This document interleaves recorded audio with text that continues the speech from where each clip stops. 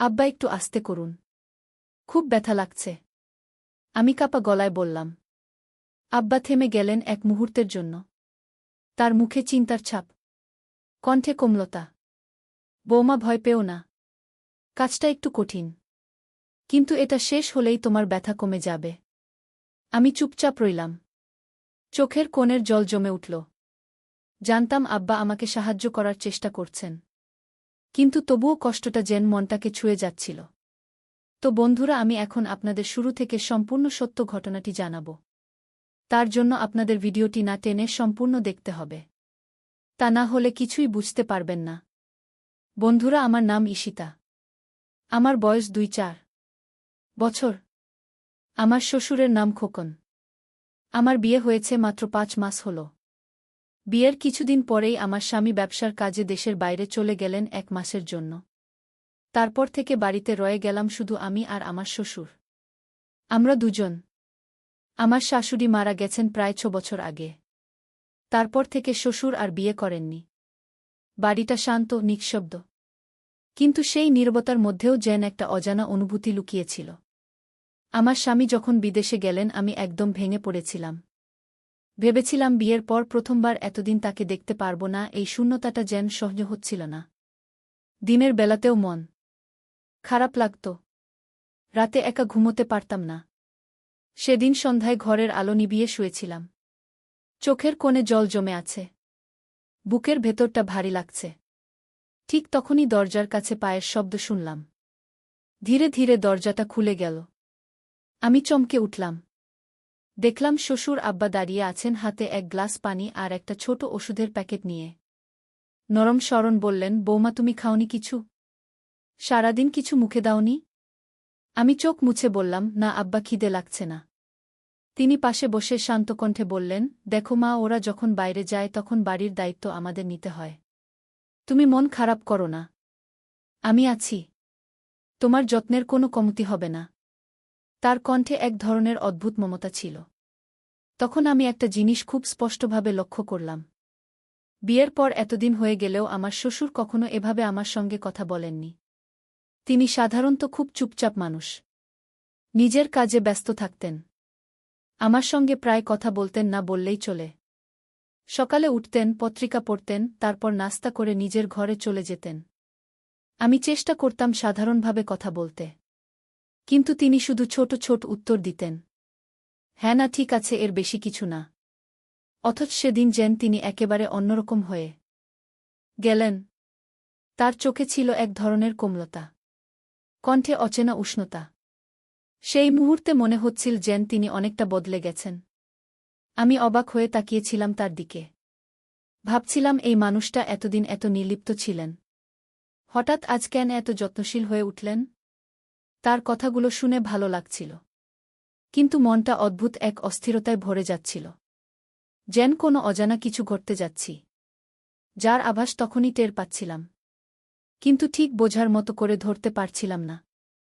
বাড়ির নীরব পরিবেশের ভেতর যেন এক অদ্ভুত নিঃশব্দ চাপা উত্তেজনা ঘুরপাক খাচ্ছিল। ওই রাতের পর থেকে সবকিছু যেন ধীরে ধীরে বদলে যেতে লাগল। শ্বশুর আব্বা আগের মতো নির্লিপ্ত থাকতেন না। সকালে ঘুম থেকে উঠলে জিজ্ঞাসা করতেন, বৌমা, ঘুম হয়েছে? দুপুরে খেতে বসলে নিজে হাতে ভাত তুলে দিতেন।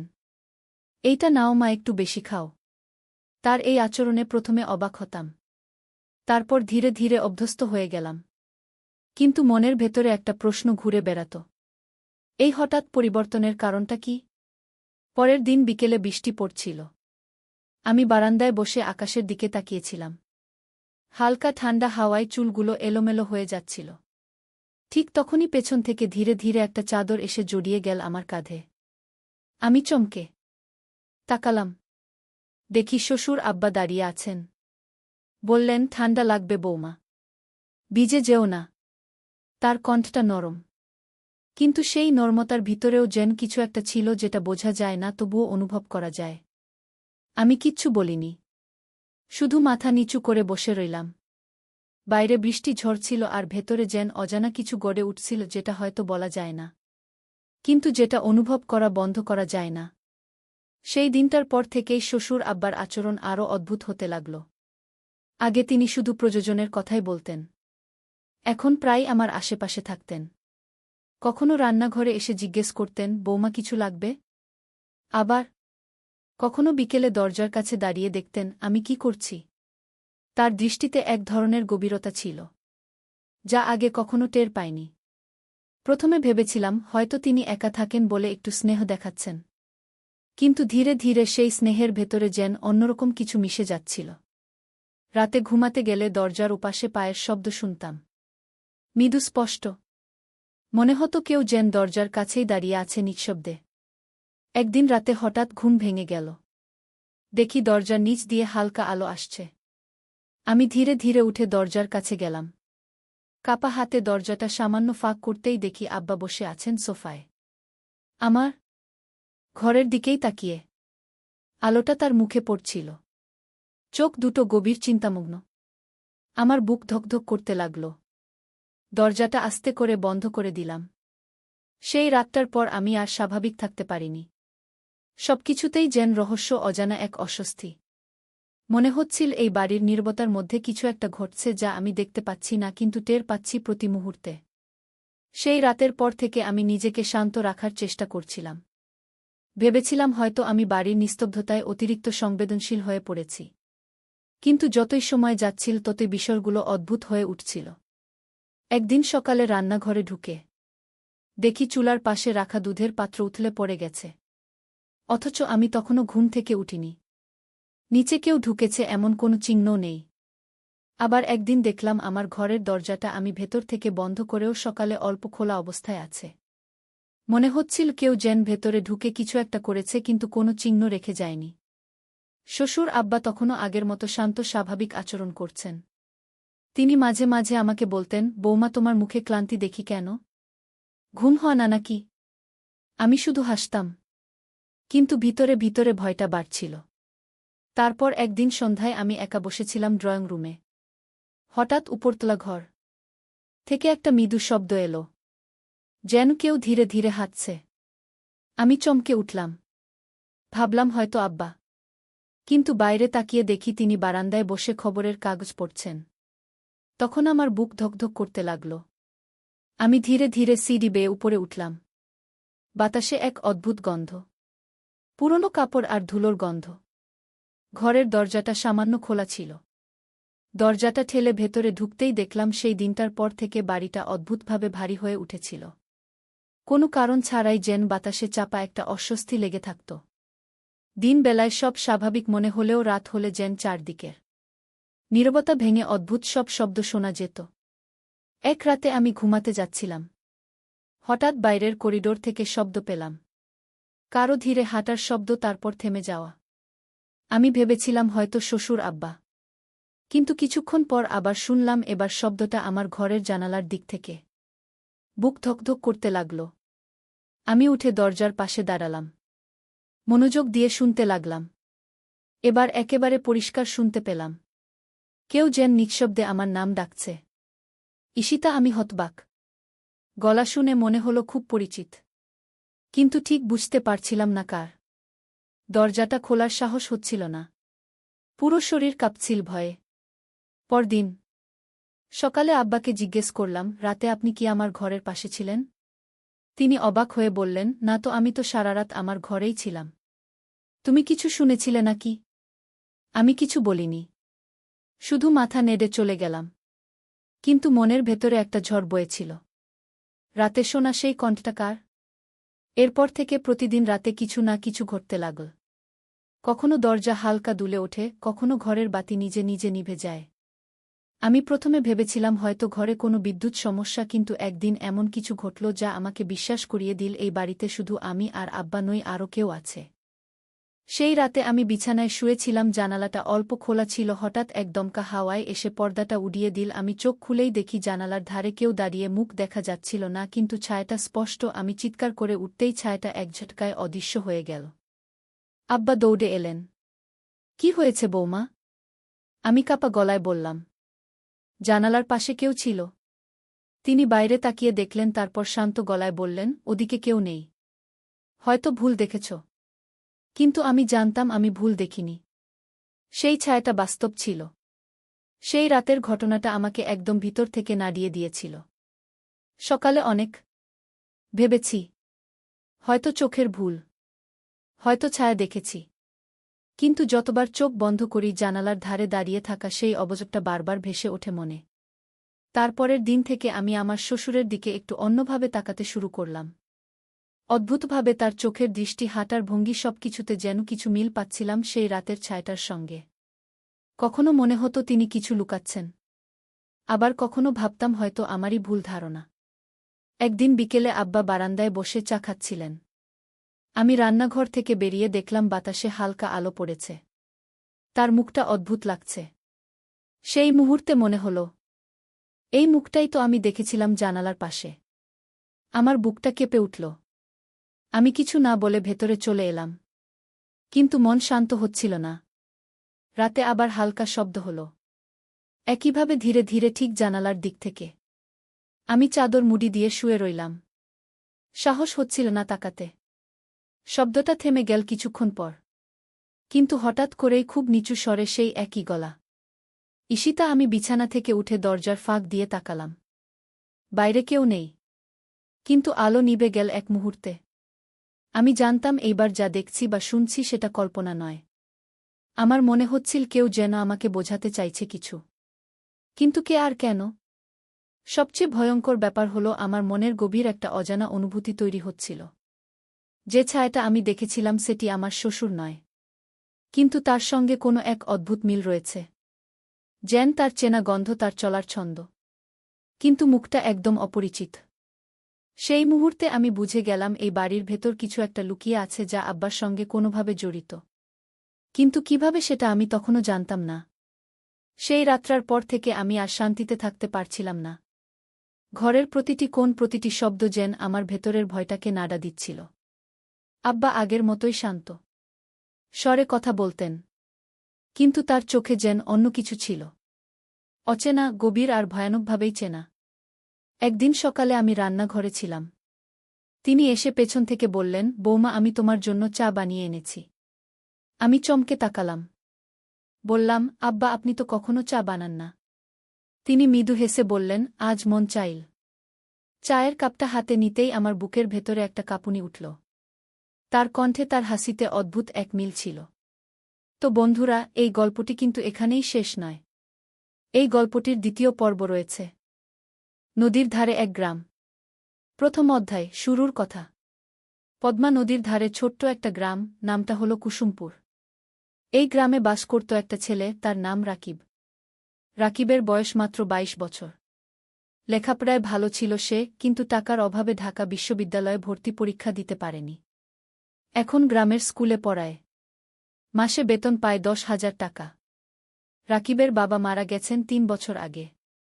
মা আছেন, ছোট্ট একটা বোন আছে, নাম মিথিলা। মিথিলার বয়স 15, এইচএসসি পরীক্ষা দেবে আগামী বছর। রাকিবের স্বপ্ন ছিল মিথিলাকে ডাক্তার বানাবে। কিন্তু স্বপ্ন আর বাস্তবের মধ্যে অনেক দূরত্ব। শীতের সকাল, কুয়াশায় ঢাকা গ্রাম। রাকিব স্কুলে যাওয়ার জন্য তৈরি হচ্ছে। মা খাবার দিয়েছে একটা টিফিন বক্সে, ভাত আর ডিম ভাজি। রাকিব সাইকেল নিয়ে বেরিয়ে পড়ল। স্কুল 5 কিলোমিটার দূরে। পথে যেতে যেতে রাকিব ভাবছিল তার জীবনের কথা। এই গ্রামে আর কতদিন থাকবে? ঢাকায় গিয়ে কিছু করা যায় কি না? কিন্তু মা আর মিথিলাকে রেখে কিভাবে যাবে? মনটা খারাপ হয়ে গেল। স্কুলে পৌঁছে দেখল হেড স্যার দাঁড়িয়ে আছেন। হেড স্যার মানিক স্যার, বয়স 50-এর কাছাকাছি। ভালো মানুষ। রাকিবকে অনেক স্নেহ করেন। রাকিব, একটু আমার রুমে এসো, মানিক স্যার বললেন। রাকিব রুমে ঢুকল। মানিক স্যার বললেন, তুমি তো জানো আমাদের স্কুলের অবস্থা ভালো না। সরকারি অনুদান কমে গেছে। আমরা হয়তো তোমার বেতন আর বাড়াতে পারব না। রাকিবের মনটা ভেঙে গেল। কিন্তু সে কিছু বলল না। শুধু মাথা নেড়ে বলল, বুঝতে পারছি স্যার। তবে একটা খবর আছে, মানিক স্যার বললেন। শুনেছি জেলা শহরে একটা এনজিও শিক্ষক খুঁজছে। বেতন ভালো, 15,000 টাকা। তুমি চাইলে আবেদন করতে পারো। রাকিব একটু ভাবল। জেলা শহর মানে প্রায় 30 কিলোমিটার দূরে। রোজ যাওয়া আসা করা মুশকিল। থাকতে হবে সেখানে। স্যার, আমি ভেবে দেখি। রাকিব বলল। ক্লাস শুরু হল। রাকিব বাচ্চাদের বাংলা পড়াচ্ছে। ছোট্ট ছোট্ট মুখ, সবাই মন দিয়ে শুনছে। রাকিব ভাবল, এই বাচ্চাদের ছেড়ে কিভাবে যাবে? স্কুল ছুটির পর রাকিব বাড়ি ফিরল। মা রান্না করছে। মিথিলা পড়াশোনা করছে। রাকিব মাকে বলল এনজিওর কথা। মা চুপ করে রইল কিছুক্ষণ। তারপর বলল, ভাই তুমি যা ভালো মনে করো তাই করো, আমরা সামলে নেব। কিন্তু রাকিব দেখল মায়ের চোখে পানি। দ্বিতীয় অধ্যায়, নতুন সিদ্ধান্ত। সেই রাতে রাকিব ঘুমাতে পারল না। বারবার একই চিন্তা মাথায় আসছে। কি করবে? এখানে থাকবে নাকি নতুন জায়গায় যাবে? পরদিন শুক্রবার, ছুটির দিন। রাকিব সকালে উঠে নদীর ধারে গেল। পদ্মা নদী।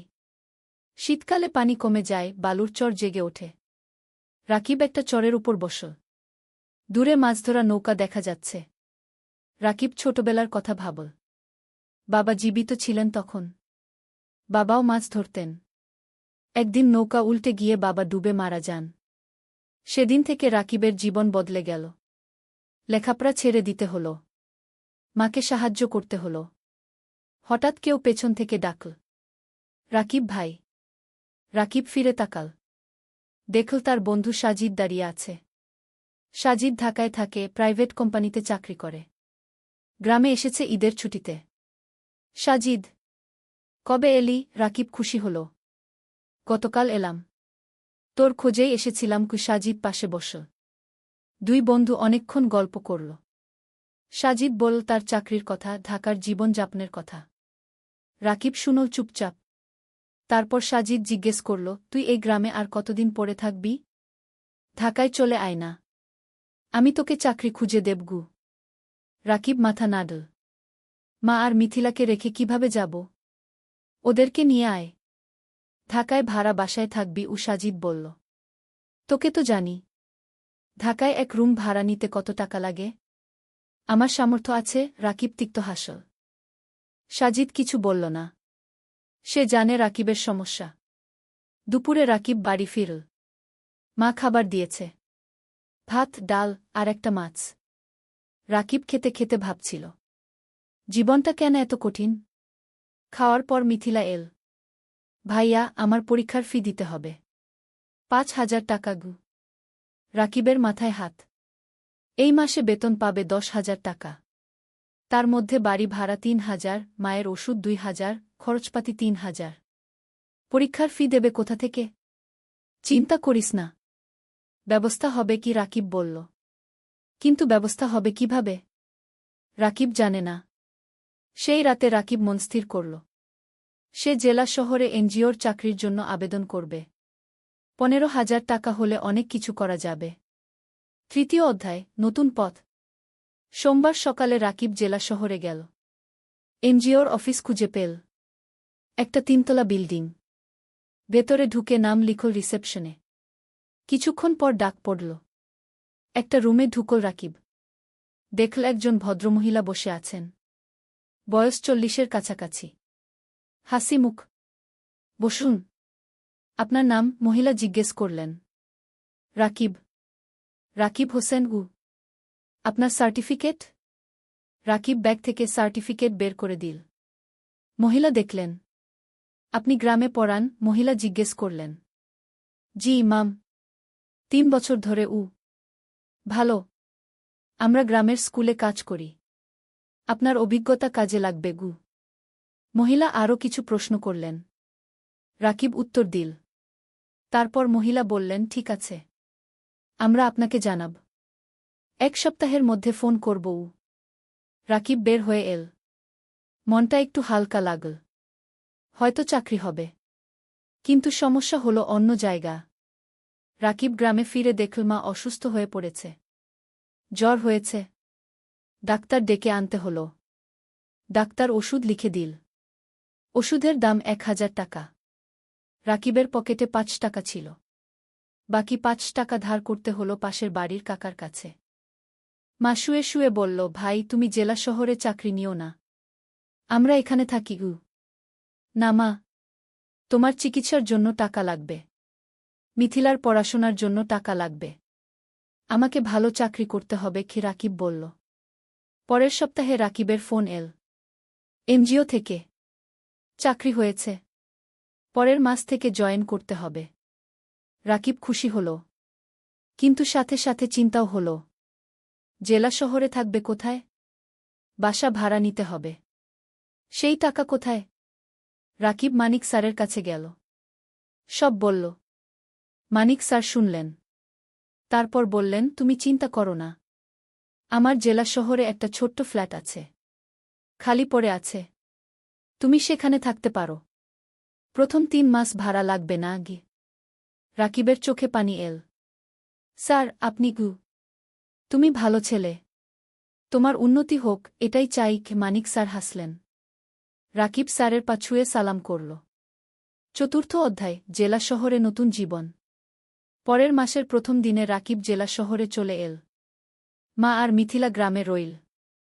রাকিব ঠিক করল সপ্তাহে একদিন গ্রামে যাবে। মানিক স্যারের ফ্ল্যাট ছোট্ট কিন্তু পরিষ্কার।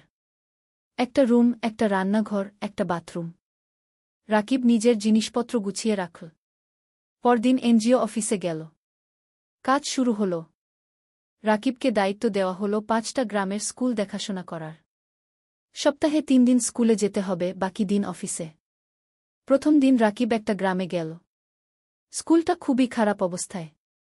ছাদ দিয়ে পানি পড়ে, বেঞ্চ ভাঙা, শিক্ষক মাত্র 2 জন, ছাত্রছাত্রী প্রায় 150। রাকিব শিক্ষকদের সাথে কথা বলল। তারা বলল অনেক সমস্যার কথা। বেতন কম, সরকারি সাহায্য নেই, অনেক বাচ্চা স্কুল ছেড়ে দিয়েছে। রাকিব বুঝল এখানে অনেক কাজ করার আছে। সে মনস্থির করে ভালোভাবে কাজ করবে। সন্ধ্যায় রাকিব ফ্ল্যাটে ফিরল। একা একা রান্না করল, ভাত আর ডিম ভাজি। খেয়ে শুয়ে পড়ল। মায়ের কথা মনে পড়ল, মিথিলার কথা মনে পড়ল। রাকিব মাকে ফোন করল। মা, কেমন আছো? ভালো আছি। তুমি খেয়েছ? মা জিজ্ঞেস করল। হ্যাঁ মা। তুমি ওষুধ খেয়েছ তো? খেয়েছি। মিথিলা পড়াশোনা করছে। তুমি চিন্তা করো না আগে। ফোন রেখে রাকিব ঘুমিয়ে পড়ল।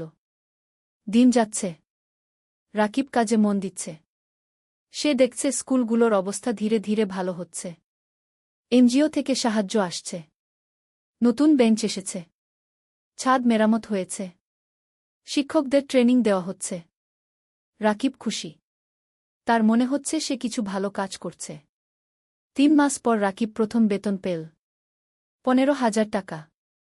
রাকিব সাথে সাথে 10,000 টাকা মাকে পাঠিয়ে দিল। বাকি 5,000 টাকা দিয়ে নিজের খরচ চালাবে। মা ফোন করে কাঁদল। ভাই, তুমি এত টাকা পাঠালে তোমার কি হবে? মা, তুমি চিন্তা করো না, আমার হয়ে যাবে। তুমি ভালো থাকো গো। রাকিবের মনে হল জীবনে প্রথমবার সে কিছু করতে পারছে। পঞ্চম অধ্যায়, নতুন বন্ধুত্ব। এনজিও অফিসে রাকিবের সহকর্মী অনেক। তার মধ্যে একজন মেয়ে আছে, নাম তানিয়া। তানিয়া ঢাকা থেকে এসেছে। লেখাপড়া করেছে ঢাকা বিশ্ববিদ্যালয়ে। খুব মেধাবী, কিন্তু গ্রামের মানুষের জন্য কাজ করতে চায়। তাই এনজিওতে জয়েন করেছে। তানিয়া আর রাকিব প্রায় একসাথে মাঠে কাজ করে। স্কুলে যায়, শিক্ষকদের সাথে কথা বলে, বাচ্চাদের পড়ায়। ধীরে ধীরে তানিয়া আর রাকিবের মধ্যে বন্ধুত্ব হল। তানিয়া রাকিবকে অনেক কিছু শেখায়। কিভাবে প্রজেক্ট প্ল্যান করতে হয়, কিভাবে রিপোর্ট লিখতে হয়, কিভাবে মানুষের সাথে কথা বলতে হয়। রাকিব তানিয়াকে শেখায় গ্রামের জীবন সম্পর্কে, গ্রামের মানুষের সমস্যা সম্পর্কে, কিভাবে তাদের সাহায্য করা যায়। একদিন তানিয়া রাকিবকে জিজ্ঞেস করল, তুমি কি বিয়ে করেছ? রাকিব হেসে বলল, না, বিয়ের কথা ভাবার সময় নেই। এখন পরিবারের দায়িত্ব আছে গু। তোমার পরিবার কেমন? তানিয়া জিজ্ঞেস করল।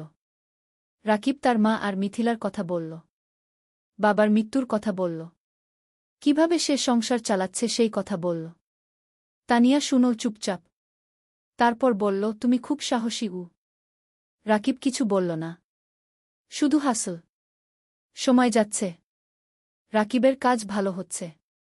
এনজিও থেকে তাকে প্রশংসা করা হচ্ছে। বেতনও বাড়ল। এখন 17,000 টাকা পায়। রাকিব সপ্তাহে একদিন গ্রামে যায়।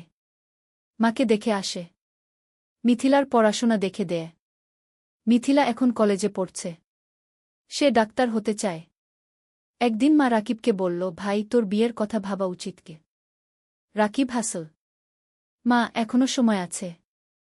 আগে মিথিলাকে প্রতিষ্ঠিত করি কি। কিন্তু তোর বয়স হয়ে যাচ্ছে। আমি চিন্তায় থাকি কি, মা বলল। তুমি চিন্তা করো না মা, সব ঠিক হবে। ষষ্ঠ অধ্যায়, প্রেম আর স্বপ্ন। 1 বছর পার হয়ে গেল। রাকিব এখন এনজিওতে প্রজেক্ট কোঅর্ডিনেটর। বেতন 20,000 টাকা। সে এখন একটা ভাড়া বাসায় থাকে। মাসে ভাড়া 5,000 টাকা। তবু মাকে প্রতি মাসে 12,000 টাকা পাঠায়। মিথিলা খুব ভালো ফলাফল করেছে। সে মেডিকেল কলেজে ভর্তি হতে চায়। কিন্তু ভর্তি পরীক্ষার জন্য কোচিং করতে হবে। কোচিং ফি অনেক। রাকিব চিন্তায় পড়ল। কোথা থেকে টাকা আসবে? তানিয়া বুঝতে পারল রাকিবের সমস্যা। একদিন সে বলল, রাকিব, তুমি কিছু চিন্তিত মনে হচ্ছে কি? রাকিব মিথিলার কথা বলল। তানিয়া বলল, আমি আমার এক বন্ধুকে জানি। সে ঢাকায় মেডিকেল কোচিং সেন্টার চালা। আমি তাকে বলবো। হয়তো কম ফিতে তোমার বোনকে ভর্তি করে নেবে কি। রাকিব অবাক হল। তুমি এত সাহায্য করছো কেন? তানিয়া চুপ করে রইল কিছুক্ষণ। তারপর বলল, কারণ তুমি ভালো মানুষ গো। রাকিব কিছু বলল না। কিন্তু মনের ভেতর একটা অনুভূতি হল। পরের সপ্তাহে তানিয়া তার বন্ধুর সাথে রাকিবের কথা হল। বন্ধু রাজি হল মিথিলাকে অর্ধেক ফিতে ভর্তি করতে। রাকিব খুশিতে আত্মহারা। সে তানিয়াকে ধন্যবাদ দিল বারবার। তানিয়া হেসে বলল, ধন্যবাদ না, একটা ট্রিট দাও। রাকিব তানিয়াকে নিয়ে গেল একটা রেস্টুরেন্টে। দুজন একসাথে খাবার খেল। অনেক গল্প করল। হাসল। খাওয়ার পর বাইরে বের হয়ে তানিয়া বলল, রাকিব, আমি তোমাকে একটা কথা বলতে চাই। বলো। তানিয়া একটু থেমে বলল, আমি তোমাকে ভালোবাসি। রাকিব স্তব্ধ হয়ে গেল। কি বলবে বুঝতে পারল না। তানিয়া বলল, আমি জানি এটা হঠাৎ শোনাচ্ছে। কিন্তু 1 বছর ধরে তোমার সাথে কাজ করছি। তোমার চরিত্র, তোমার পরিবারের প্রতি দায়িত্ববোধ, তোমার সততা, সব কিছু দেখেছি। তুমি আমার মনে জায়গা করে নিয়েছ। রাকিব কিছুক্ষণ চুপ করে রইল। তারপর বলল, তানিয়া, আমি জানি না কি বলবো। তুমি ঢাকার মেয়ে, উচ্চশিক্ষিত। আমি একজন সাধারণ গ্রামের ছেলে।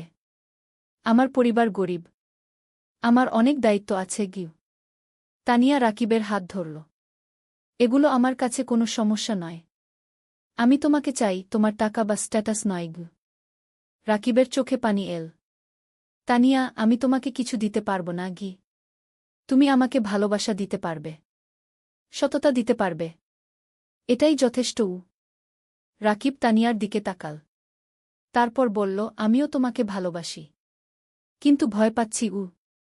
কিসের ভয়? তানিয়া জিজ্ঞেস করল। ভয় পাচ্ছি তোমার পরিবার রাজি হবে না। ভয় পাচ্ছি আমি তোমাকে সুখী করতে পারব না। তানিয়া হাসল। আমার পরিবার আমাকে বিশ্বাস করে। আমি যদি খুশি থাকি, তারা খুশি থাকবে। আর তুমি আমাকে সুখী করতে পারবে কিনা সেটা সময় বলবে। আমরা একসাথে চেষ্টা করব। সেই রাতে রাকিব ঘুমাতে পারল না। সারারাত তানিয়ার কথা ভাবল। জীবনে প্রথমবার কেউ তাকে এভাবে ভালোবাসল। 7ম অধ্যায়, বাধা আর চ্যালেঞ্জ। পরের সপ্তাহে রাকিব গ্রামে গেল। মাকে সব কথা বলল। তানিয়ার কথা, প্রেমের কথা। মা শুনল চুপচাপ। তারপর বলল, মেয়ে কেমন? খুব ভালো মা। তুমি তাকে দেখলে পছন্দ করবে। তার পরিবার রাজি হবে? আমরা তো গরিব। মা চিন্তিত হল। তানিয়া বলেছে তার পরিবার তাকে বিশ্বাস করে। সমস্যা হবে না। মিথিলা খুশি হল। ভাইজা, তুমি বিয়ে করছ? আমি ভাবির সাথে দেখা করব। রাকিব হাসল। হ্যাঁ রে, তোকে নিয়ে যাব ঢাকায়। কিন্তু সমস্যা এল অন্য দিক থেকে। তানিয়া তার বাবা মাকে রাকিবের কথা বলল। প্রথমে তারা খুশি হল। কিন্তু যখন জানো রাকিব একজন এনজিও কর্মী, বেতন মাত্র 20,000 টাকা, তখন তারা আপত্তি করল। তানিয়ার বাবা বললেন, তানিয়া, তুমি ঢাকা বিশ্ববিদ্যালয় থেকে পাস করেছ। তুমি একজন ভালো চাকরিজীবী ছেলে পাবে। এই ছেলে তোমাকে কি দেবে? তানিয়া বলল, বাবা, আমি টাকার জন্য বিয়ে করছি না। আমি রাকিবকে ভালোবাসি। ভালোবাসা দিয়ে সংসার চলে না কি? তানিয়ার মা বললেন। বাবা মা, রাকিব খুব সৎ এবং পরিশ্রমী। সে তার পরিবারের জন্য অনেক কষ্ট করছে। এরকম মানুষ এখন কমই আছে কি? তানিয়া বোঝানোর চেষ্টা করল। আমরা সময় চাই। আমরা ছেলেটাকে দেখতে চাই কি? তানিয়ার বাবা বললেন। তানিয়া রাকিবকে ফোন করে সব বলল। রাকিব শুনল। তারপর বলল, আমি জানতাম এটা হবে গু। তুমি হাল ছেড়ে দিও না। আমি তাদের বোঝাব। তানিয়া বলল। পরের মাসে রাকিব ঢাকায় গেল। তানিয়ার বাবা মার সাথে দেখা করল। তারা রাকিবকে অনেক প্রশ্ন করল। রাকিব সব সততার সাথে উত্তর দিল। তানিয়ার বাবা বললেন, তুমি তোমার ভবিষ্যৎ নিয়ে কি ভাবছ? তুমি সারা জীবন এনজিওতে থাকবে? রাকিব বলল, আঙ্কেল, আমি স্বপ্ন দেখি একদিন নিজের একটা স্কুল করব। গ্রামের গরিব ছেলে মেয়েদের বিনামূল্যে পড়াব। এটা আমার লক্ষ্য। তানিয়ার বাবা অবাক হলেন। তুমি কি জানো একটা স্কুল খুলতে কত টাকা লাগে? জানি আঙ্কেল। কিন্তু আমি বিশ্বাস করি যদি সততার সাথে চেষ্টা করি, একদিন সফল হব। তানিয়ার বাবা কিছু বললেন না। কিন্তু রাকিবের চোখে যে আগুন দেখলেন সেটা তাকে ভাবিয়ে তুলল। সেই রাতে তানিয়ার বাবা মা আলোচনা করলেন। তারপর তারা রাজি হলেন। কিন্তু একটা শর্ত দিলেন, রাকিবকে আরও ভালো চাকরি খুঁজতে হবে। রাকিব শর্ত মেনে নিল। অষ্টম অধ্যায়, নতুন সুযোগ। বিয়ের প্রস্তুতি শুরু হল। কিন্তু রাকিব চিন্তায় ছিল। বিয়েতে অনেক খরচ হবে। সেই টাকা কোথায়? তানিয়া বলল, আমরা সিম্পল বিয়ে করব। বেশি খরচ করব না আগে। কিন্তু তানিয়ার পরিবার বড় বিয়ে চায়। অনেক আত্মীয় স্বজন আছে। রাকিব টেনশনে ছিল। তখন মানিক স্যার তাকে ডাকলেন। স্যার বললেন, রাকিব, আমি শুনেছি তোমার বিয়ে হবে। আমি তোমাকে একটা উপহার দিতে চাই। স্যার একটা খাম দিলেন। খামে ছিল 50,000 টাকা। রাকিবের চোখ বড় হয়ে গেল। স্যার, এটা আমি নিতে পারব না আগে। এটা উপহার। তুমি আমার ছাত্রের মতো। তুমি অবশ্যই নেবে। স্যার জোর করলেন। রাকিব স্যারকে জড়িয়ে ধরল।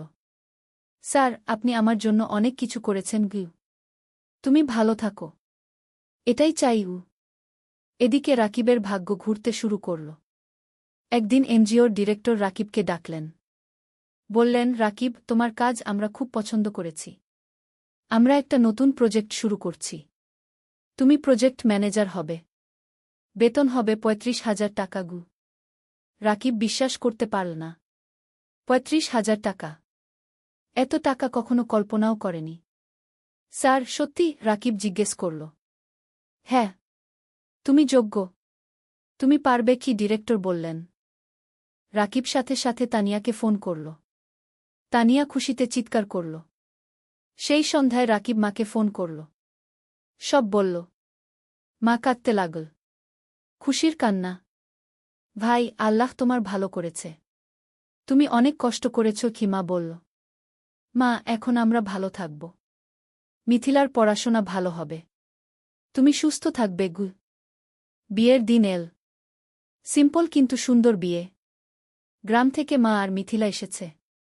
রাকিবের বন্ধুরা এসেছে। এনজিও অফিসের সবাই এসেছে। তানিয়া দেখতে খুব সুন্দর লাগছিল লাল শাড়িতে। রাকিব পাঞ্জাবি পরেছে। বিয়ে হল। সবাই দোয়া করল। আশীর্বাদ করল। রাকিব আর তানিয়া নতুন জীবন শুরু করল। নবম অধ্যায়, স্বপ্ন পূরণের পথে। বিয়ের পর রাকিব আর তানিয়া জেলা শহরে একটা বড় ফ্ল্যাট ভাড়া নিল। 2 বেডরুমের। তারা ঠিক করল মা আর মিথিলাকে নিয়ে আসবে। মা প্রথমে রাজি হল না। বলল, তোমরা নতুন বিয়ে করেছ। আমরা গেলে তোমাদের সমস্যা হবে। তানিয়া নিজে গ্রামে গেল। মাকে বলল, মা, আপনি আমার মা। আপনি না থাকলে আমার সংসার অসম্পূর্ণ। মা তানিয়াকে জড়িয়ে ধরল। মা, তুমি খুব ভালো। মা আর মিথিলা জেলা শহরে চলে এল। এখন তারা সবাই একসাথে থাকে। মিথিলা ঢাকায় কোচিং করছে। সে খুব মন দিয়ে পড়ছে। তার লক্ষ্য মেডিকেল কলেজে চান্স পাওয়া। রাকিব নতুন প্রজেক্টে কাজ শুরু করেছে। প্রজেক্টটা খুব বড়। 15টা গ্রামে কাজ করতে হবে। স্কুল, স্বাস্থ্যকেন্দ্র, নারী উন্নয়ন, সব ধরনের কাজ। রাকিব খুব ব্যস্ত হয়ে গেল। সকাল থেকে রাত পর্যন্ত কাজ। কিন্তু সে খুশি। কারণ সে মানুষের উপকার করছে। তানিয়াও কাজ করছে। সেও একটা প্রজেক্টে আছে। তাদের দুজনের মিলে এখন বেতন ৫৫,০০০ টাকা। এত টাকা রাকিব কখনো কল্পনা করেনি। এখন তারা স্বাচ্ছন্দ্যে আছে। মায়ের ভালো চিকিৎসা হচ্ছে। মিথিলার পড়াশোনা ভালো হচ্ছে। রাকিব কিছু টাকা সেভিংসও করছে। একদিন রাকিব তানিয়াকে বলল, তুমি জানো, আমার স্বপ্ন ছিল একটা স্কুল করা গিয়ে। হ্যাঁ, মনে আছে। তুমি এখনও সেই স্বপ্ন দেখো? তানিয়া জিজ্ঞেস করল। হ্যাঁ। আমি ভাবছি আমরা যদি কিছু টাকা সেভ করি, তাহলে হয়তো একদিন একটা ছোট্ট স্কুল খুলতে পারব। তানিয়া হাসল। চলো আমরা একসাথে এই স্বপ্ন পূরণ করব। দুজনে মিলে প্ল্যান করতে লাগল। কিভাবে টাকা জমাবে? কোথায় স্কুল খুলবে? কিভাবে চালাবে? ১ বছর পর মিথিলা মেডিকেল ভর্তি পরীক্ষা দিল। রেজাল্ট আসল। সে চান্স পেয়েছে সরকারি মেডিকেল কলেজে। পুরো পরিবার খুশিতে আত্মহারা। মা কাঁদল। রাকিব মিথিলাকে জড়িয়ে ধরল। তানিয়া মিষ্টি বিতরণ করল। ভাইয়া, এটা তোমার জন্য। তুমি আমার জন্য সব ত্যাগ করেছ। মিথিলা কাঁদতে কাঁদতে বলল। না রে, এটা তোর নিজের যোগ্যতা। তুই মন দিয়ে পড়েছিস। রাকিব বলল। সেই রাতে রাকিব ছাদে দাঁড়িয়ে আকাশের দিকে তাকাল। তার মনে পড়ল বাবার কথা। বাবা বেঁচে থাকলে কত খুশি হতেন। তানিয়া এসে পাশে দাঁড়াল। কি ভাবছ? বাবার কথা ভাবছি। সেই গরিব দিনগুলোর কথা ভাবছি। আজ আমরা এত দূর এসেছি। হ্যাঁ, আর এটা শুধু শুরু। আমাদের আরও অনেক পথ যেতে হবে। তানিয়া বলল। ১০ম অধ্যায়, চূড়ান্ত স্বপ্ন। ৩ বছর পার হয়ে গেল। রাকিব এখন এনজিওর সিনিয়র প্রজেক্ট ম্যানেজার। বেতন ৫০,০০০ টাকা। Tania project coordinator. বেতন ৪০,০০০ টাকা। মিথিলা এখন মেডিকেল কলেজের ৩য় বর্ষে। সে খুব ভালো পড়ছে। তার লক্ষ্য একজন ভালো ডাক্তার হওয়া এবং গ্রামের মানুষের সেবা করা। মা এখন সুস্থ। তার মুখে হাসি ফিরে এসেছে। রাকিব আর তানিয়া এই ৩ বছরে প্রায় ১০ লক্ষ টাকা সেভ করেছে। এখন তারা ঠিক করেছে স্বপ্নের স্কুল খুলবে। রাকিব গ্রামে গিয়ে একটা জমি কিনল। ২ বিঘা জমি। সেখানে স্কুল করবে। তারা ব্যাংক থেকে লোন নিল। আরও ৫ লক্ষ টাকা। মোট ১৫ লক্ষ টাকা দিয়ে স্কুল তৈরি করা শুরু হল। মানিক স্যার অনেক সাহায্য করলেন। তিনি স্কুলের ডিজাইন করে দিলেন। শিক্ষক খুঁজে দিলেন। ৬ মাস পর স্কুল তৈরি হল। নাম দেওয়া হল আলোর পাঠশালা। স্লোগান, শিক্ষাই আলো, শিক্ষাই মুক্তি। স্কুলে গরিব পরিবারের বাচ্চারা বিনামূল্যে পড়বে। ধনী পরিবারের বাচ্চারা কম ফিতে পড়বে। এই ফি দিয়ে স্কুল চলবে। স্কুল খোলার দিন গ্রামের সব মানুষ এল। জেলা প্রশাসক এলেন উদ্বোধন করতে। মানিক স্যার, এনজিওর ডিরেক্টর, সবাই এলেন। রাকিব মাইকে দাঁড়িয়ে বলল, আমি একসময় খুব গরিব ছিলাম। লেখাপড়া করতে পারিনি ঠিকমতো। কিন্তু আমি হাল ছাড়িনি। আজ আমি এই স্কুল করলাম যাতে গ্রামের কোনো বাচ্চাকে টাকার অভাবে লেখাপড়া ছাড়তে না হয়। সবাই হাততালি দিল। তানিয়া বলল, এই স্কুল শুধু আমার স্বামীর স্বপ্ন নয়, আমার স্বপ্ন। আমরা চাই এই গ্রামের প্রতিটা বাচ্চা শিক্ষিত হোক। আবার হাততালি। স্কুল চালু হল। প্রথম দিন ৫০ জন বাচ্চা ভর্তি হল। দ্বিতীয় মাসে ১০০। তৃতীয় মাসে ২০০। রাকিব আর তানিয়া সপ্তাহে ৩ দিন স্কুলে যায়। বাচ্চাদের পড়ায়। শিক্ষকদের ট্রেনিং দেয়া। স্কুল দেখাশোনা করে। মিথিলা ছুটির দিনে স্কুলে এসে বাচ্চাদের স্বাস্থ্য চেক আপ করে। বিনামূল্যে। মা রান্না করে বাচ্চাদের খাওয়ায়। অনেক বাচ্চা গরিব পরিবার থেকে আসে। তারা দুপুরে খায় না। মা তাদের খাওয়ায়। ২ বছর পর স্কুলে ৫ বাচ্চা পড়ছে। ১০ জন শিক্ষক আছে। স্কুল ভালোভাবে চলছে। জেলার মধ্যে কি আলোর পাঠশালা কি একটা আদর্শ স্কুল হিসেবে পরিচিতি পেয়েছে। একাদশ অধ্যায়, জীবনের পূর্ণতা। ৫ বছর পর। রাকিবের বয়স এখন ৩৩। তানিয়ার বয়স ৩১। তাদের একটা মেয়ে হয়েছে। নাম রাখা হয়েছে অনন্যা। অনন্যার বয়স ২ বছর। মিথিলা এখন ডাক্তার। সে একটা সরকারি হাসপাতালে কাজ করছে। সে গ্রামের মানুষের বিনামূল্যে সেবা দেয়া। মা সুস্থ এবং খুশি। তার নাতনি অননাকে নিয়ে সময় কাটায়। আলোর পাঠশালা কি এখন জেলার সেরা স্কুলগুলোর একটা। এখানে ১,০০০ বাচ্চা পড়ছে, ২০ জন শিক্ষক আছে। স্কুলের রেজাল্ট খুব ভালো। রাকিব আর তানিয়া এখন আর এনজিওতে কাজ করে না। তারা পুরোপুরি স্কুলেই সময় দেয়া। তারা আরও ২টো স্কুল খোলার পরিকল্পনা করছে। একদিন রাকিব স্কুলের ছাদে দাঁড়িয়ে আছে। তানিয়া এসে পাশে দাঁড়াল, হাতে চায়ের কাপ। কি ভাবছ? তানিয়া জিজ্ঞেস করল। ভাবছি আমাদের যাত্রার কথা। ৮ বছর আগে আমি একজন গরিব স্কুল শিক্ষক ছিলাম। আজ আমার নিজের স্কুল আছে। ১,০০০ বাচ্চা পড়ছে গু। হ্যাঁ, আমরা অনেক দূর এসেছি, কিন্তু আরও অনেক পথ বাকি, কুতানিয়া বলল। জানো, কখনো কখনো মনে হয় স্বপ্ন দেখা ভালো। স্বপ্ন মানুষকে বাঁচিয়ে রাখে। আমি স্বপ্ন দেখেছিলাম বলে আজ এখানে এসেছি। তানিয়া রাকিবের হাত ধরল। আর আমি তোমাকে বিশ্বাস করেছিলাম বলে তোমার স্বপ্ন আমার স্বপ্ন হয়ে গেল গো। দুজন চুপচাপ দাঁড়িয়ে রইল। নিচে বাচ্চারা খেলছে। তাদের হাসির শব্দ শোনা যাচ্ছে। রাকিব বলল, জানো তানিয়া, আমার এখন মনে হয় জীবনের সবচেয়ে বড় সফলতা হলো মানুষের মুখে হাসি ফোটানো। টাকা, প্রতিষ্ঠা সব তুচ্ছ যখন দেখি একটা গরিব বাচ্চা আমাদের স্কুলে পড়ে ভালো রেজাল্ট করছে। তানিয়া মাথা নাড়ল। একদম ঠিক। তুমি জানো, গত সপ্তাহে সেই রহিম নামের ছেলেটা এসেছিল, যে ৩ বছর আগে আমাদের স্কুলে ভর্তি হয়েছিল? হ্যাঁ, মনে আছে। তার বাবা রিকশা চালায়। সে ক্লাসে ফার্স্ট হয়েছে। তার বাবা এসে আমার পা ছুঁয়ে কাঁদছিল। বলছিল, আপনারা না থাকলে আমার ছেলে লেখাপড়া শিখতে পারত না। রাকিবের চোখ ভিজে গেল। এই মুহূর্তগুলোর জন্যই আমরা কাজ করি। হঠাৎ অননা দৌড়ে এল। বাবা, বাবা, দেখো আমি কি এঁকেছি। রাকিব মেয়েকে কোলে তুলে নিল। অননা একটা ছবি দেখাল। একটা স্কুল, সামনে অনেক বাচ্চা। এটা কি? রাকিব জিজ্ঞেস করল। এটা আমাদের স্কুল। দাদু বলেছে তুমি এই স্কুল বানিয়েছ গো, অননা বলল। রাকিব মেয়ের কপালে চুমু খেল। হ্যাঁ রে, একদিন তুইও বড় হয়ে ভালো কিছু করবি। আমি ডাক্তার হব, মাসির মতো। তারপর গরিব মানুষদের দেখব, অননা বলল। তানিয়া হাসল। দেখছ, আমাদের পরবর্তী প্রজন্ম স্বপ্ন দেখছে। দ্বাদশ অধ্যায়, নতুন চ্যালেঞ্জ।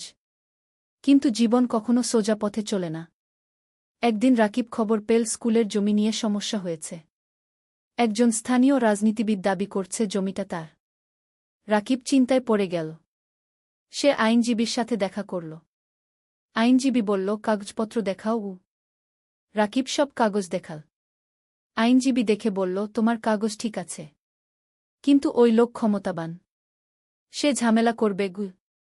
তাহলে কি করব? রাকিব জিজ্ঞেস করল। কোর্টে কেস করতে হবে। সময় লাগবে, টাকাও লাগবে। রাকিব বাড়ি ফিরে তানিয়াকে সব বলল। তানিয়া শুনল। তারপর বলল, আমরা লড়ব। আমরা সত্যের পক্ষে আছি।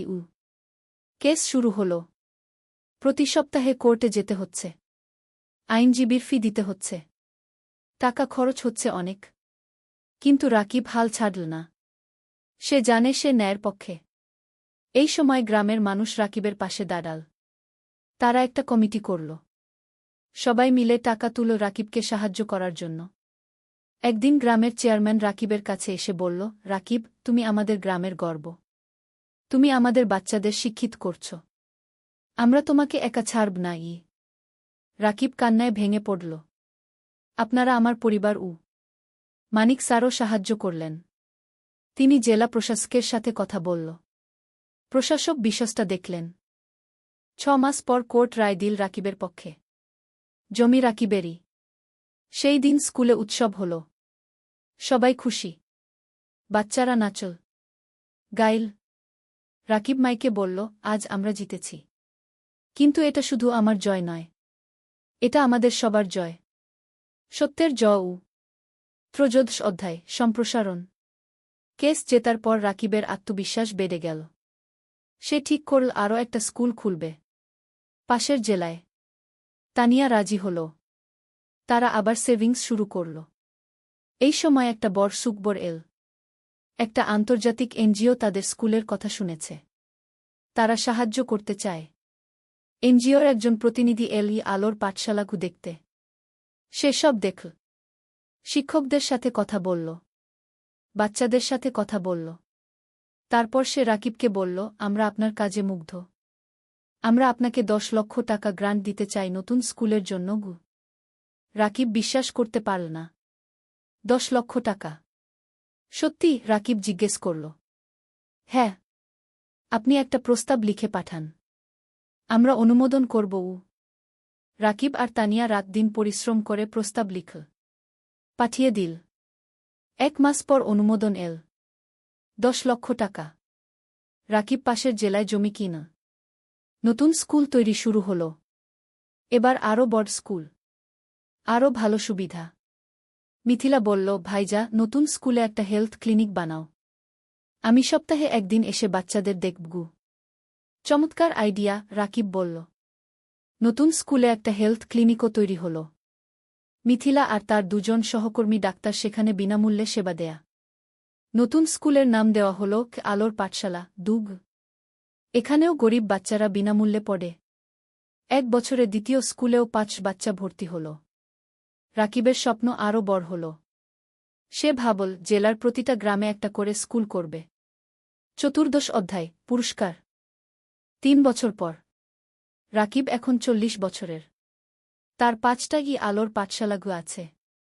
5টা জেলায়। প্রায় 3000 বাচ্চা পড়ছে। 2 শিক্ষক কাজ করছে। একদিন রাকিব একটা ফোন পেল।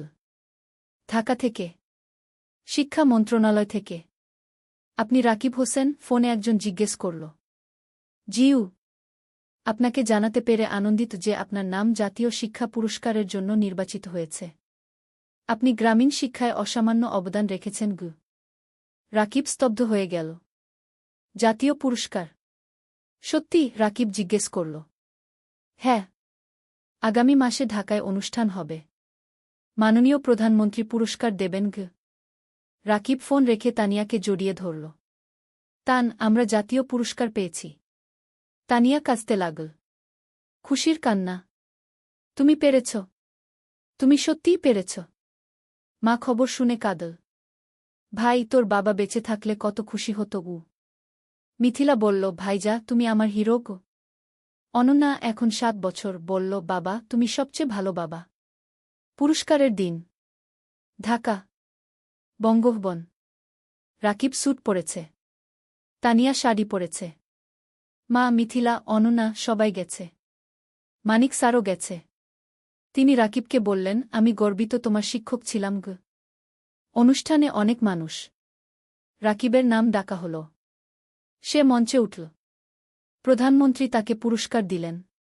একটা ক্রেস্ট, একটা সার্টিফিকেট আর 5 লক্ষ টাকা। রাকিব মাইকে দাঁড়িয়ে বলল, আমি একজন সাধারণ গ্রামের ছেলে। আমার বাবা রিকশা চালাতেন। আমি গরিব পরিবার থেকে এসেছি। কিন্তু আমি স্বপ্ন দেখতে ছাড়িনি। আজ আমি এখানে দাঁড়িয়ে বলতে পারি, যে কেউ পারে যদি সে চেষ্টা করে গিয়ে। পুরো হল হাততালিতে মুখরিত হল। এই পুরস্কার শুধু আমার নয়। এটা আমার স্ত্রী তানিয়ার, আমার মায়ের, আমার বোন মিথিলার, আমার গুরু মানিক স্যারের, আর আমার সেই সব বাচ্চাদের যারা আলোর পাঠশালায় পড়ছে গু। আবার হাততালি। অনুষ্ঠান শেষ হল। সবাই বাড়ি ফিরল। সেই রাতে রাকিব ব্যালকনিতে দাঁড়িয়ে আকাশের দিকে তাকাল। তার মনে পড়ল সেই দিনের কথা যখন সে পদ্মা নদীর ধারে বসে ভাবছিল জীবন দিয়ে কি করবে। আজ সেই জীবন কত বদলে গেছে। তানিয়া এসে পাশে দাঁড়াল। কি ভাবছ? ভাবছি আমরা কত দূর এসেছি। আর ভাবছি আমাদের এখনো কত কাজ বাকি। হ্যাঁ, আমাদের স্বপ্ন এখনো শেষ হয়নি, তানিয়া বলল। 50 অধ্যায়, উত্তরাধিকার। আরও 5 বছর কেটে গেল। রাকিবের বয়স এখন 45। তার 10টা আলোর পাঠশালাগু আছে। 10টা জেলায়। 6000 বাচ্চা পড়ছে। 4 শিক্ষক কাজ করছে। মিথিলা এখন একজন সফল ডাক্তার। সে নিজের একটা হাসপাতাল খুলেছে। গরিব মানুষদের বিনামূল্যে চিকিৎসা দেয়া। অনন্যা এখন 12 বছর। সে আলোর পাঠশালাতেই পড়ছে। সে খুব মেধাবী। তার স্বপ্ন শিক্ষক হওয়া। বাবার মতো। মা এখন অনেক বয়স্ক। কিন্তু সুস্থ। সে নাতিনাতনীদের নিয়ে সময় কাটায়। হ্যাঁ, রাকিবের এখন 2 সন্তান। অনন্যার পরে একটা ছেলে হয়েছে। নাম অনির্বাণ। বয়স 5 বছর। রাকিব এখন একটা বড় শিক্ষা প্রতিষ্ঠানের প্রতিষ্ঠাতা। তার কাজের স্বীকৃতি সারা দেশে। বিদেশ থেকেও মানুষ আসে তার স্কুল দেখতে। কিন্তু রাকিব এখনও সেই সাধারণ মানুষই আছে। সে নিজে স্কুলে যায়, বাচ্চাদের পড়ায়, তাদের সাথে খেলে। একদিন একজন সাংবাদিক রাকিবকে ইন্টারভিউ করতে এল। সে জিজ্ঞেস করল, আপনার সাফল্যের রহস্য কি? রাকিব হেসে বলল, রহস্য বলে কিছু নেই। শুধু 3টা জিনিস, স্বপ্ন, পরিশ্রম আর সততা। আপনার ভবিষ্যৎ পরিকল্পনা? আরও 20টা স্কুল খুলব, প্রতিটা জেলায়, যাতে কোনো বাচ্চা শিক্ষা থেকে বঞ্চিত না হয়। আপনি কি রাজনীতিতে আসবেন? অনেকে বলছে আপনি দেশের জন্য অনেক করতে পারবেন। রাকিব মাথা নাড়ল। না, আমি শিক্ষক থাকতে চাই। রাজনীতি আমার জায়গা নয়। সাংবাদিক আরও অনেক প্রশ্ন করল। রাকিব উত্তর দিল। সেই রাতে টিভিতে ইন্টারভিউ দেখানো হল। পুরো দেশ দেখল। অনেক মানুষ অনুপ্রাণিত হল রাকিবের গল্পে। পরের দিন রাকিবের ফোন বাজতে লাগল। অনেক মানুষ সাহায্য করতে চায়, ডোনেশন দিতে চায়, স্বেচ্ছাসেবক হতে চায়। রাকিব তানিয়াকে বলল, দেখছ, মানুষ ভালো কাজে এগিয়ে আসতে চায়, শুধু সুযোগ দরকার। তানিয়া বলল, হ্যাঁ, আর তুমি সেই সুযোগ তৈরি করেছ। শেষ অধ্যায়, জীবনের অর্থ। আরও 10 বছর পরের ঘটনা। রাকিবের বয়স এখন 55। চুলে পাক ধরেছে, কিন্তু চোখে এখনও সেই আগুন। তার এখন 25টা আলোর পাঠশালাগু আছে। 15,000 বাচ্চা পড়ছে। 1000-এর বেশি শিক্ষক কাজ করছে। মা আর বেঁচে নেই। 3 বছর আগে মারা গেছেন। শান্তিতে। তার শেষ ইচ্ছা ছিল রাকিব যেন তার কাজ চালিয়ে যায়। রাকিব সেই ওয়াদা রেখেছে। মিথিলা এখন একজন প্রতিষ্ঠিত ডাক্তার। তার হাসপাতাল জেলার সেরা হাসপাতাল। সে বিয়ে করেছে একজন ইঞ্জিনিয়রকে। তাদের 2 সন্তান। অনন্যা এখন 22 বছর। সে শিক্ষক হয়েছে। আলোর পাঠশালাতেই পড়ায়। সে বাবার উত্তরসূরি। অনির্বাণ এখন 15 বছর।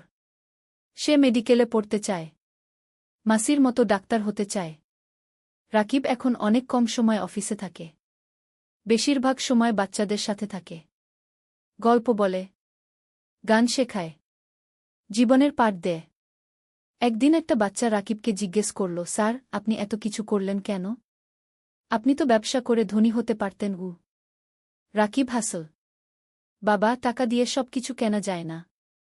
আমি যখন দেখি তুমি ভালো রেজাল্ট করেছ, তখন যে আনন্দ পাই সেটা কোনো টাকায় কেনা যায় না। তাহলে জীবনের অর্থ কি স্যার? বাচ্চাটা জিজ্ঞেস করল। রাকিব একটু ভাবল। তারপর বলল, জীবনের অর্থ হল অন্যের জীবনে আলো জ্বালানো। যদি তুমি একজন মানুষকেও সাহায্য করতে পারো, তাহলে তোমার জীবন সার্থক। বাচ্চাটা মাথা নাড়ল। আমিও আপনার মতো হতে চাই স্যার। রাকিব বাচ্চাটার মাথায় হাত বুলিয়ে দিল। তুমি আমার চেয়ে আরও ভালো হবে। সেই সন্ধ্যায় রাকিব আর তানিয়া তাদের বাড়ির ছাদে বসে আছে। সূর্য অস্ত যাচ্ছে। আকাশ লাল কুমলা রঙে রাঙানো। তানিয়া বলল, তুমি জানো, যখন প্রথম তোমাকে দেখেছিলাম তখন জানতাম না তুমি এত দূর যাবে। রাকিব হাসল। আমিও জানতাম না, কিন্তু তোমাকে পেয়েছিলাম বলে সম্ভব হয়েছে। না, তুমি পেরেছ তোমার ইচ্ছাশক্তি আর কঠোর পরিশ্রমের কারণে। আমি শুধু সাথে ছিলাম। তুমি শুধু সাথে ছিলে না, তুমি আমার শক্তি ছিলে, আমার অনুপ্রেরণা ছিলে। দুজন চুপচাপ বসে রইল। নিচে কি আলোর পাঠশালা দেখা যাচ্ছে। বাচ্চারা খেলছে। রাকিব বলল, জানো তানিয়া, আমি এখন শান্তিতে আছি। আমার মনে হয় আমি আমার জীবন দিয়ে কিছু অর্থবহ করতে পেরেছি। তুমি পেরেছ। তুমি হাজারো জীবন বদলে দিয়েছ। তানিয়া বলল। হঠাৎ অনন্যা এল। বাবা, মা, খাবার তৈরি। রাকিব উঠে দাঁড়াল। চলো। 3 জন একসাথে নিচে নামল। পরিবার একসাথে বসে খাবার খেল, হাসল, গল্প করল। রাতে শোয়ার আগে রাকিব জানালার পাশে দাঁড়িয়ে বাইরে তাকাল। দূরে তারা জ্বলছে। রাকিব মনে মনে ভাবল, জীবন একটা যাত্রা। কখনো কঠিন, কখনো সহজ। কিন্তু যদি তুমি স্বপ্ন দেখো, যদি তুমি পরিশ্রম করো, যদি তুমি সৎ থাকো, তাহলে তুমি অবশ্যই সফল হবে। আর সবচেয়ে বড় সফলতা হল যখন তুমি অন্যের জীবনে আলো জ্বালাতে পারো। রাকিব হাসল। তারপর বিছানায় শুয়ে পড়ল। গভীর ঘুমে তলিয়ে গেল। শান্তির ঘুম, পরিতৃপ্তির ঘুম। কারণ সে জানে তার জীবন সার্থক হয়েছে। তার স্বপ্ন পূরণ হয়েছে। আর এটাই জীবনের সবচেয়ে বড় পাওয়া।